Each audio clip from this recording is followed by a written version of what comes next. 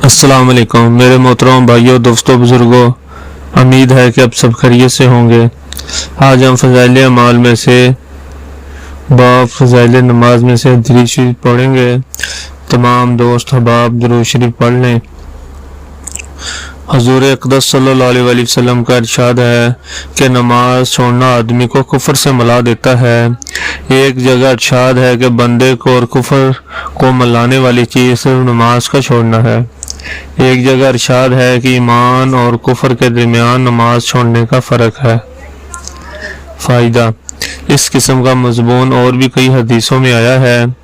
एक हदीस में आया है कि अबर के दिन नमाज जल्दी पढ़ा करो, क्योंकि नमाज छोड़ने से आदमी काफिर हो जाता है। यानी कहीं ऐसा ना हो कि अबर की वजह से वक्त का पता ना चले और नमाज कज़ा हो जाए।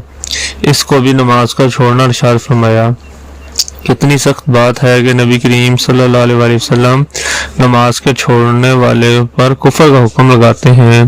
वो उलमा ने इस हदीस को इनकार के साथ मुकीद फरमाया है, मगर हुज़ूर सल्लल्लाहु अलैहि वसल्लम के इरशाद की फ़िक्र इतनी सख्त चीज़ है कि जिसके दिल में ज़रा भी हुज़ूर अक़दस सल्लल्लाहु अलैहि वसल्लम की वक़्त और हुज़ूर सल्लल्लाहु अलैहि वसल्लम के इरशाद की अहमियत होगी, इसके लिए यह इरशाद निहायत ही सख्त है।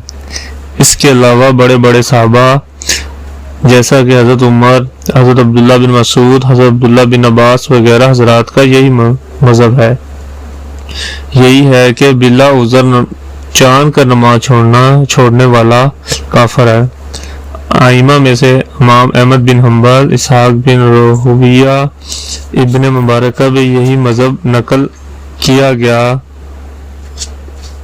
है।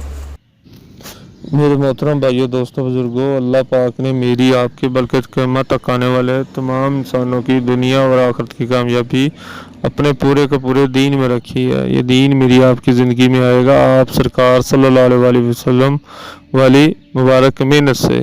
इसके लिए भी अल्लाह के रास्ते में निकलना है और 4 माह लगा कर इस काम को सीखना है और मकाम पर आकर इंशाल्लाह सारी ज़िंदगी करना है। इसके लिए भी मेरा भी इरादा है, आप भी इरादा फरमा लें। और जिन दोस्तों ने मेरे चैनल को सब्सक्राइब नहीं किया वो सब्सक्राइब भी कर लें, लाइक करें, शेयर करें। अस्सलाम वालेकुम।